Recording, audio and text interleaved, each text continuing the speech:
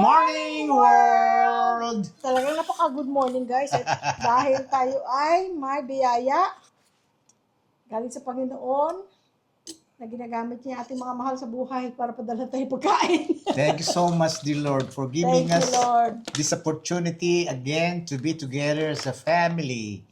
Maraming salamat po sa inyong biyaya.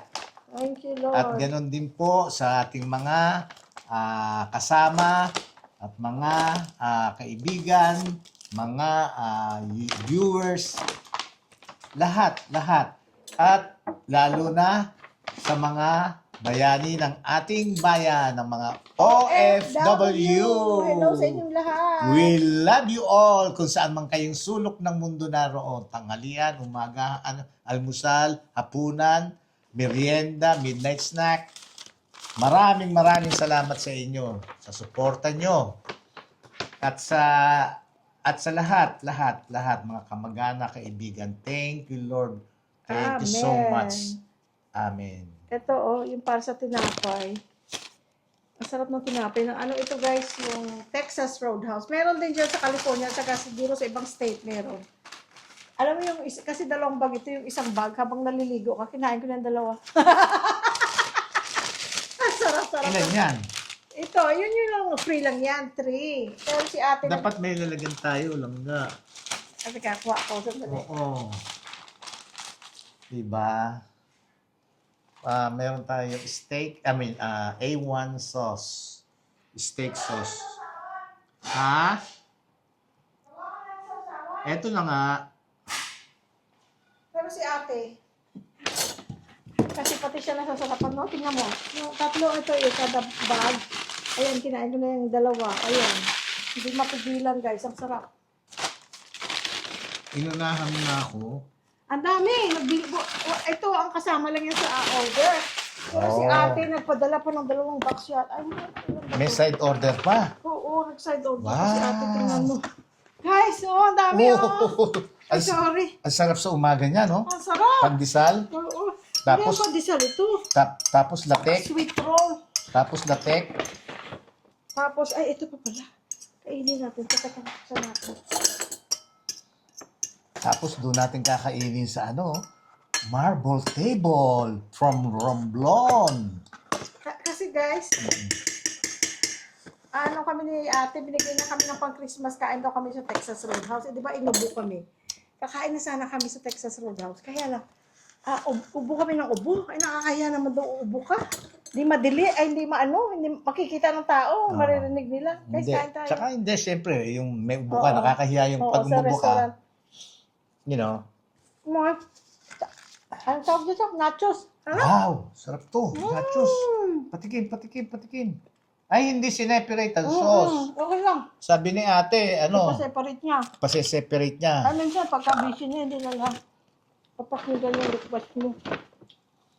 Meron pa pala itong yung cream yata ito sa yung sour cream to sa nachos.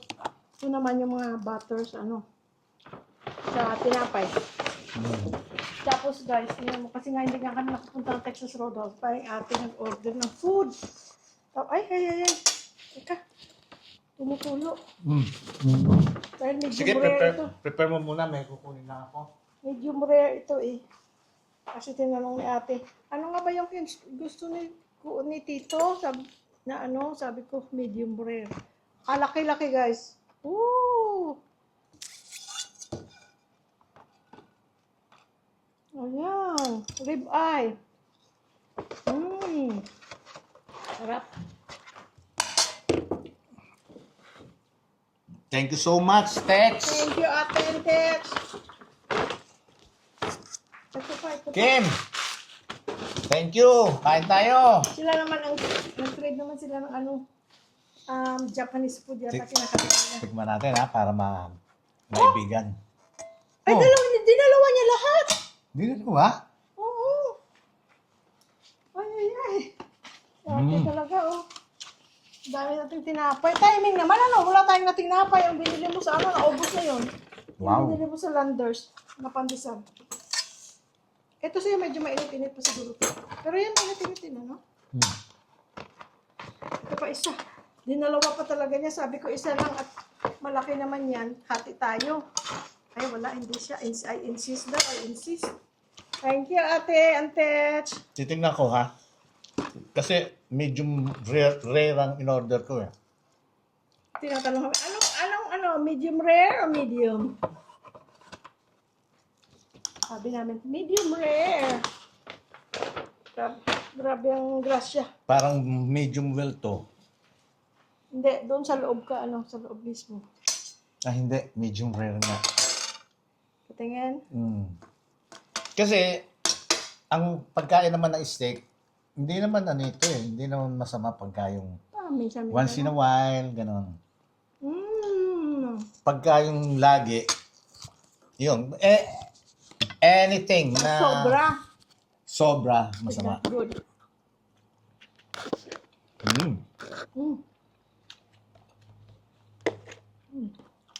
Wow. Diyan ko na lang kumain.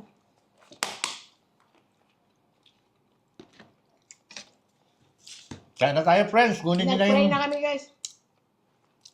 kunin nyo na yung pagkain nyo. Mag-thumbnail muna tayo. Ganunin mo. Thumbnail. Thumbnail. Smile. Smile. Thank you, ate. Thank you, Tech. Dalawang ako. Kutsara.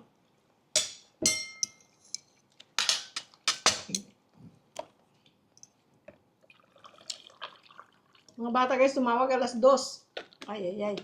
Late na kami nagising. Kasi late na rin kami na. Natulog kami ng on time. Pero, pag tumawag sila, hindi mo sila sasagutin. Yun naman ang bili natin eh. Yun naman ang bili Anytime. namin. Anytime, day or night, pag kailangan yung tumawag, for whatever reason, call. Kaya, minsan, wala lang, may papakita lang siya, ma'am, ginawa ko to, or niluto ko to, or ganito. Minsan, padala lang picture. Siyempre, magigising ka na nun. Pero you really appreciate it, guys. Angel JR. Correct. Dahil Hindi kasi, kami nagre-reklamo. dahil kasi isipin mo tatawagan ka. Correct. Mahal mo sa buhay. At saka at least naalala ko pa. JR nga, nagluto lang ng corned beef. Proud na siya, pinadala niya na picture. Nagluto lang siya corned beef at itlog.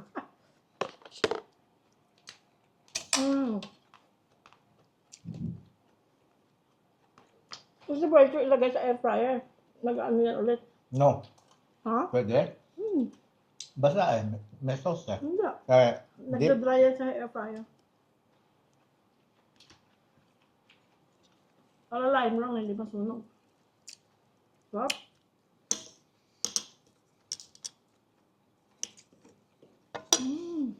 Friends, yung trip namin sa London.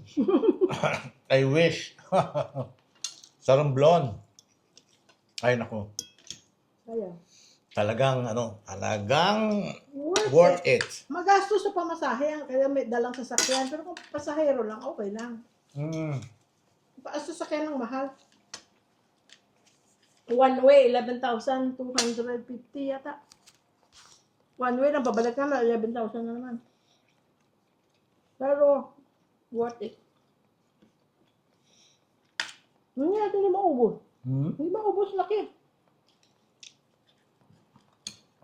Yung mga ganun kasing pagkakataon na pwede naman natin i-grab na siyempre pinagkakaloob ng Panginoon yun.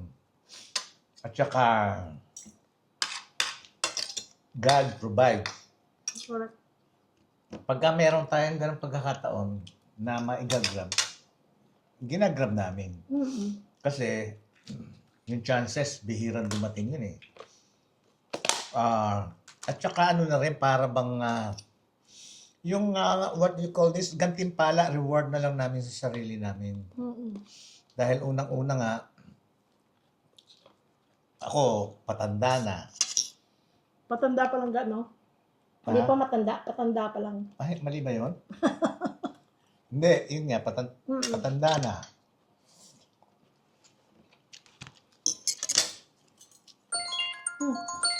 Ang bata. JR. Hmm.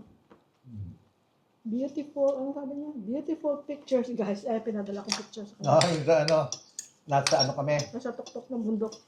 nasa windmill. Thank you, anak. Guys. Ayun, so kami, talagang ginagrab namin yung pagkakataon na yun. Dahil unang-una nga bihirang dumating yung tsansa. At saka yun, siguradong ipinagkaloob ng Panginoon Diyos yun. Kaya we have to grab it. Tignan mo yung sinabi ng anak mo. Mm. We're blessed to live the life we're living as a family. Yes, Ah. correct. Thank you. Thank you so much. Thank you, Lord.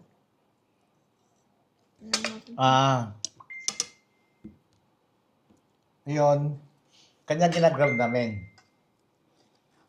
Kasi, Julian, nagte-text din kayo. si Lilia. Julian. Oh, si Julian. Hello, Julian. Hi, Julian. Bunsoy. Ayun, kaya, yun, medyo, syempre, may gastos. Pero, gaya nga ng sabi ko sa inyo, pinagkaloob ng Diyos yun. Kaya, and God provides. So, you know, mangyayari. At saka yung bang pagkatapos ng yung maano mo, yung ma-experience mo katulad noon, bihira. Yun ang gustong-gusto ko dito pag gusto ko umuwi sa Pilipinas.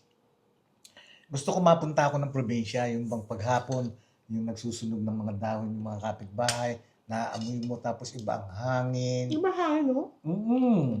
Tama pa yung sabi ng ibang hangin sa probinsya. O, pasensya na kayo dun sa mga ano yung sinasabing ano daw? To reach it.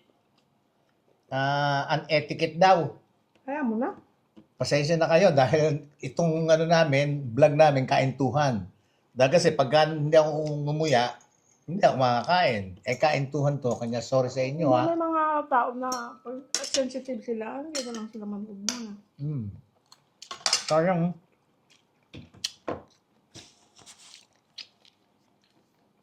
Pero dapat pala, Yan muna kailangan natin? hindi, liliitan ko lang ang bite nito. Bakit?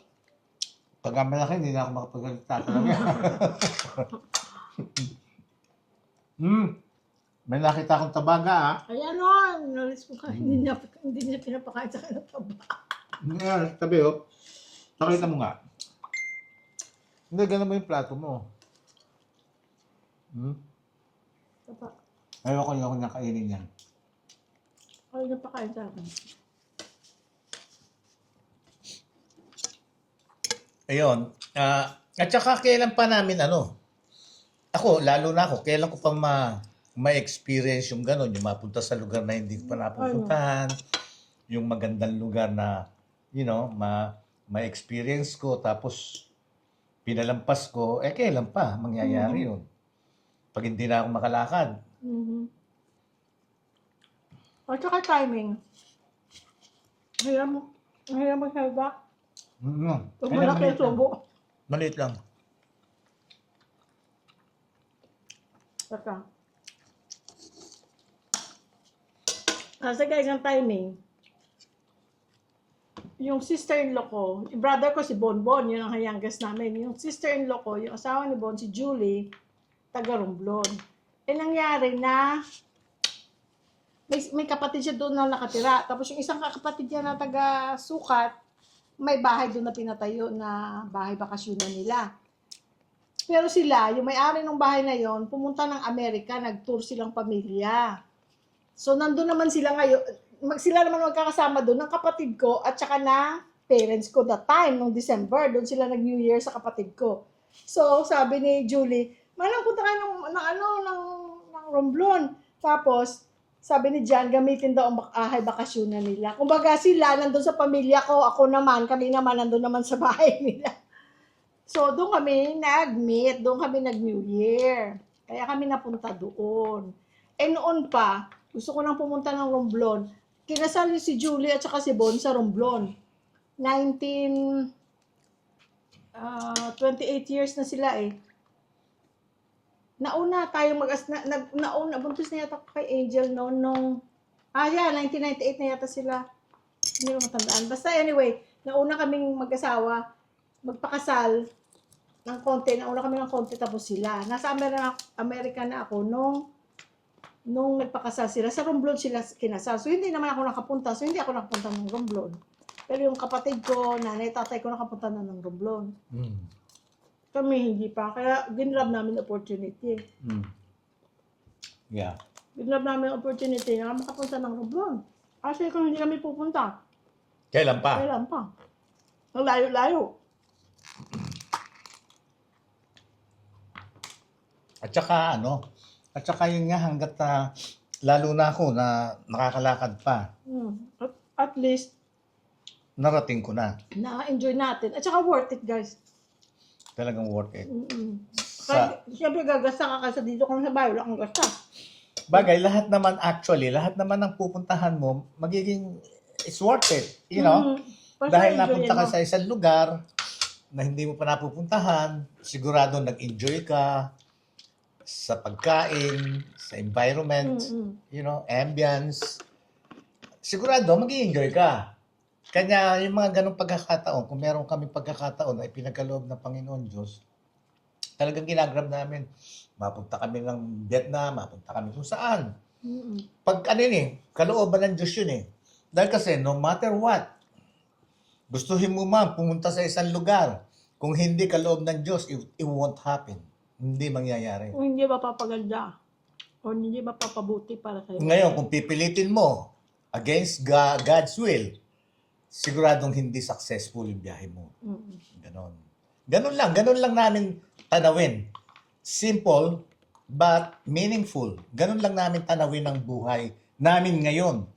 After all those long years na pagtatrabaho namin sa Amerika, at least binigyan pa kami ng ganitong pagkakataon na eto, mabuhay ng ganito, which is yung fruits na ibinigay sa amin ni Lord dahil doon sa hard work namin before, eto, ini-enjoy namin, pinai-enjoy niya sa amin para matikman namin itong buhay ng ganito na which is, nung araw wala naman kaming ganito.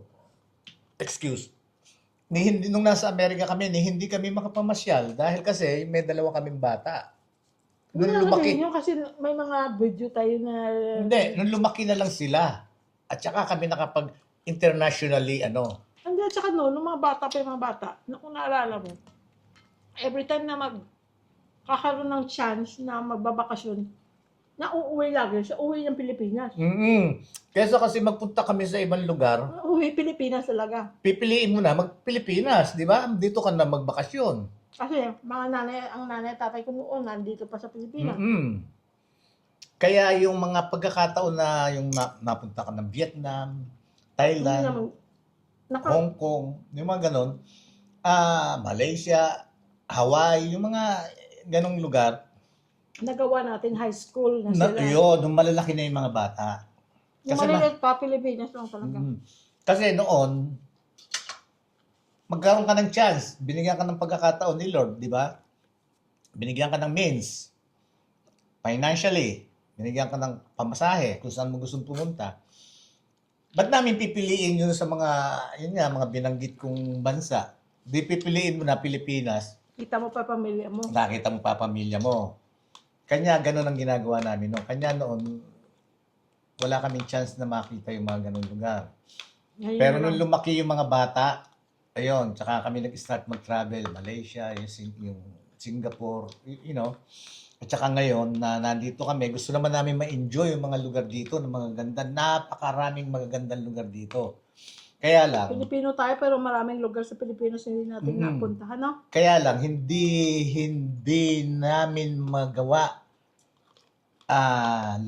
palagi, dahil kasi siyempre, yun nga, hanggat hindi ipinagkakaloob, hanggat hindi will ni God, hindi mangyayari. Kahit yung Romblon lang, sabi natin, Yeah. ako hindi na tayo tutuloy, ilang dolyares din yun. Compute mo, yung isang papunta lang, $200 na. 200 ba? Yeah, $11,200 na. Yung sasakyan pa lang yun. Bali 400 back and forth. Dollars. Yung panggagastahin mo. Gagastahin mo pa. Sabi namin, huwag na lang.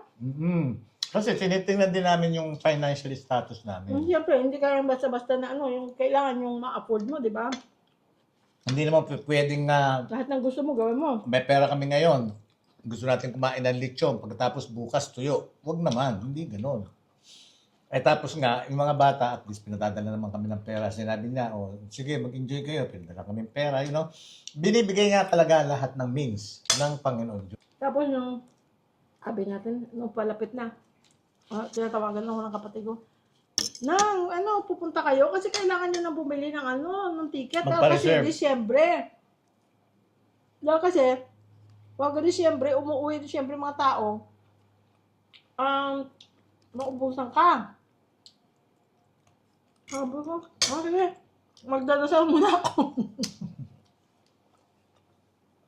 Tapos, sabi namin, tignan natin kung yung ano ba yung gut feeling. Nung bad na huli, sabi ko, tapos namin, sige, punta tayo. Ayun, pumunta kami. Hindi naman kami nag-regret. Masaya naman. Pinadalang kami ng pera ng mga bata. Mm. Ganun lang. Na-share din namin doon sa kanila. Ganun lang. Ganun lang namin ini-enjoy at saka ini-experience itong mga ganitong pangyayari, ganitong sitwasyon sa buhay. Tambot, no? Mm-mm. Ito related to ka, hindi to taba.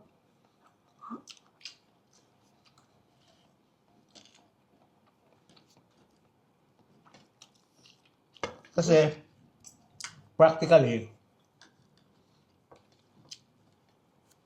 kung nasa Amerika pa kami, hindi rin namin siguro ma-afford. Dahil kasi dollar na ang ginagasa, ang kinikita namin doon, yung pensyon ko, dollar. Kaya wala nang income. Ngayon, dollar din ang ginagasta namin doon. Kasi kung travel namin, babayad namin sa, bills. Araw-araw. Araw-araw. Kaya, wala dollar ang ginikita mo, dollar din mo gagastahin. Katulad nung inisip Well, namin, hindi ako mag-retire nga. saka hindi siya makapag-retire. Tapos, katulad nga nung iniisip namin, samantalang kung nandito kami, yung dollar, miski konting dollar yung kinikita ko doon, kinikita ko doon dahil siya wala nang income pala. Pag dito mo dinala, malaking bagay dahil kasi, peso. Kasi Magkakasya na at saka yun nga, may extra pa na konti lang. Yung yan, kakain kami sa labas, may isi-share ka. maisishare sa mga kamag-anak na kailangan i-share, yung ganon. Ang laking bagay, ang laking kasiyahan, friends. Ang laking kasiyahan. Yung video na birthday mo, Mm. hindi ko pa na-upload. Kasi nga, malis tayo. Pwede ko na yun i-upload. Ang sarap. Sarap, no?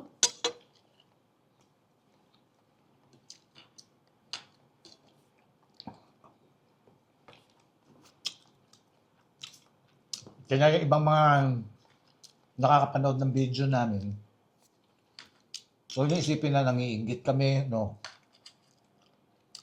Hindi pumasok sa isip namin o sa hinagap Nangiinggit namin yung mang-inggit. Yung alin yung pinupuntahan natin? Pinupuntahan natin, kinakain natin, yung buhay natin. Yun. Wala, din sa hinagap, wala Ako lang kaming, inggit, pag magandang inggit. din sa hinagap, wala kaming intensyon na mang-inggit. Dahil sa amin, Share lang sa buhay. yun lang nangyayari sa buhay namin, yung pang-araw-araw namin buhay. Ganun. Na ipinagkaloob ng Panginoon Diyos. Tama siya yun. Kain lang tayo ng kain. Hindi pa tayo nag-exercise. Sa tutulong, guys. Nag-start na ulit kaming tawag dito? Walking. Mag-walking. Ang aga-aga akong ginigising. 5 o'clock. 5:30 nasa labas na kami. Ang dilim pa. Nag-start ako mag-video. Ay ako, wala kang makita. Pero i-add ko pa rin sa isa sa mga videos. Excuse me. Nakabalik. Bali 2 miles. Namin yung ilang miles. 2 miles. Siya, naka-3 ka. Ako 2 lang ako. Kasi ako nauna na ako umuwi. Sabi ko, ayoko na. Next time ulit, ano na lang, i-ano natin, i-increase na lang every time. Pero sabi ko, ayokong pilitin kasi nahihilo na ako. Hindi sa nice exercise.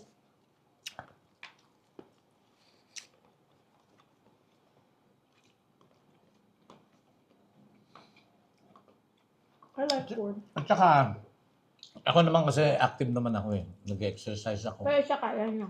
Lakad kahit matagal. Nga pag nalakad kami sa mall, Ang ano pa, ang bilis maglakad. Yung pace ko, yung irregular pace ko, mas mabagal kumpara sa kanya. kung sino naman ang kasama namin, Kuya Boy, hindi ka napapagod. Ang bilis maglakad. Ako, ang Diyos, I don't feel tired. Ang problema ko lang sa totohanan, admitted ako. Kasi nga sa pagkain. Unang-una nasabi kami sa pagkain dito. 2 taon na sabik pa. Sa totoo lang. Kaya, ang problema ko, yung tiyan ko lumalaki. Pakikita ko sa inyo ang difference. Sabihin nila, nagpa-opera ka? Oh, naku tummy tuck or gastric bypass.